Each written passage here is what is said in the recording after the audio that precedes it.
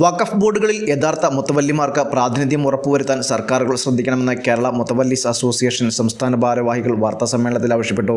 അപ്പോൾ ഞങ്ങൾക്ക് തോന്നിയത് ഈ വഖഫ് സ്വത്തുക്കളൊക്കെ കണ്ടമാനം ദുരുപയോഗം ചെയ്ത് നടക്കുന്നുണ്ട്.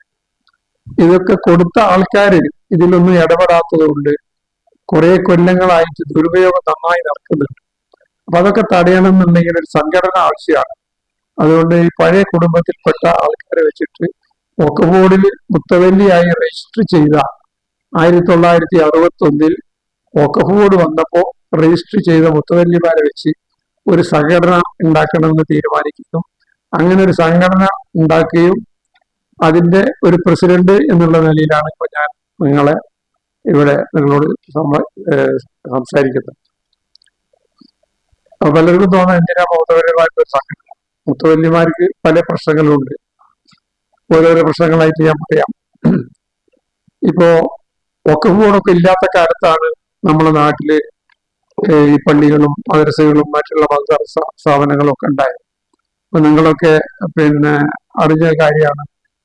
ഫറൂഖ് കോളേജ് ആദ്യമായിട്ട് തുടങ്ങാൻ സമയത്ത് എറണാകുളത്തുള്ള സേട്ട് സാഹിബ് 100 ഏക്കർ സ്ഥലം അതിന് കൊടുത്ത് അതൊക്കെ പന്യാധീനപ്പെട്ടുപോയി. ഇപ്പൊ കേസ് നടന്നുകൊണ്ടിരിക്കുകയാണ്. ഹൈക്കോടതിയിൽ ഒരു വിധി വന്ന് അതൊക്കെ സ്വത്തല്ലാന്ന് അതിപ്പോ സുപ്രീം കോടതി സ്റ്റേ ചെയ്തിരിക്കുകയാണ്. സുപ്രീം കോടതിയിൽ കേസ് നടക്കുക. സത്യത്തിൽ അതൊരു വഖഫാണെന്നാണ് എല്ലാവരും പറയുന്നത്. കഴിഞ്ഞ കോടതി തീരുമാനിക്കാം. എന്തായാലും അത് ദുരുപയോഗം ചെയ്യുന്നു. ഫറൂഖ് കോളേജിന്റെ മാനേജ്മെന്റ് ആണോ ആരാണെന്ന് അറിഞ്ഞോടെ അത് ദുരുപയോഗം ചെയ്തിട്ടുണ്ട്. അതേപോലെ തന്നെ ഒരു ഉദാഹരണം പറഞ്ഞതുള്ളൂ. അതേപോലെ തന്നെ മറ്റു പല മതധർമ്മ സ്ഥാപനങ്ങളിലും ദുരുപയോഗം നന്നായിട്ട് ചെയ്യുന്നുണ്ട്. വഖഫ് ബോർഡ് പോലും അതിൽ ശരിയായൊരു നടപടി എടുക്കുന്നില്ല. എന്തെങ്കിലും നടപടി എടുക്കാൻ തുടങ്ങുമ്പോൾ അതിൽ രാഷ്ട്രീയ നടപടികൾ നടത്തി അതില്ലാതാവുന്ന ഒരു സ്ഥിതിവിശേഷമാണ്. അപ്പൊ അതിനൊക്കെ തരണം ചെയ്യാനും അതിനൊക്കെ നേരിടാനും വേണ്ടിയിട്ടാണ് ഈ സംഘടന രൂപീകരിച്ചിട്ടുള്ളത്. വഖഫ് രജിസ്ട്രേഷൻ മുത്തവല്ലി എന്നിട്ടാണ് രജിസ്റ്റർ ചെയ്യുന്നത്.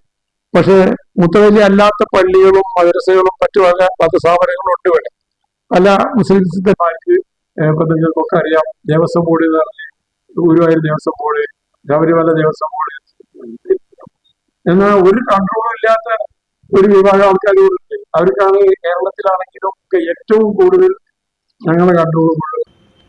വഖഫ് സ്വത്തുക്കൾ സംരക്ഷിക്കുക എന്നതാണ് മുത്തവല്ലിമാരുടെ ഉത്തരവാദിത്വം. അതിനുവേണ്ടിയാണ് മുത്തവല്ലിസ് അസോസിയേഷൻ രൂപീകരിച്ചിട്ടുള്ളത്. 100ഉം 50ഉം അതിലധികവും ഏക്കർ കണക്കിന് സ്വത്തുക്കൾ വഖഫ് ചെയ്ത പുരാതന മുസ്ലിം കുടുംബങ്ങൾ ഒരുപാടുണ്ട്. 1962 വഖഫ് ബോർഡ് ഇത്തരം കുടുംബങ്ങളിലെ മുത്തവല്ലിമാരെ അംഗീകരിക്കുകയും ചെയ്തിട്ടുണ്ട്. മതസ്ഥാപനങ്ങൾക്ക് ഇത്തരത്തിൽ സ്വന്തം ഭൂമി നൽകിയ മുത്തവല്ലിമാരെ എല്ലാ കാലത്തും മാറി മാറി വരുന്ന സർക്കാരുകൾ വഖഫ് ബോർഡിൽ ഉൾപ്പെടുത്തണം, ഭാരവാഹികൾ പറഞ്ഞു. വഖഫ് സ്വത്തുമായി ബന്ധപ്പെട്ട കേസുകളിൽ കാലബന്ധിതമായി തീർപ്പുകൾ കൽപ്പിക്കുന്നതിന് പ്രത്യേക അദാലത്തുകൾ സംഘടിപ്പിക്കാൻ വഖഫ് ബോർഡ് മുൻകൈയെടുക്കണമെന്നും കേരള മുത്തവല്ലിസ് അസോസിയേഷൻ സംസ്ഥാന ഭാരവാഹികൾ ആവശ്യപ്പെട്ടു. വാർത്താസമ്മേളനത്തിൽ കേരള മുത്തവല്ലിസ് അസോസിയേഷൻ സംസ്ഥാന president engineer Ahammed Mooppan, general secretary KPO Rahmathulla, സംസ്ഥാന സമിതി അംഗം കൊളക്കാടിൽ കുഞ്ഞുമുഹമ്മദ് എന്ന പുച്ചാപ്പു എന്നിവർ പങ്കെടുത്തു. ന്യൂസ് 99 മലപ്പുറം. ഓരോ മുഹൂർത്തങ്ങൾക്കും അതിൻ്റെതായ സന്തോഷങ്ങളുണ്ട്.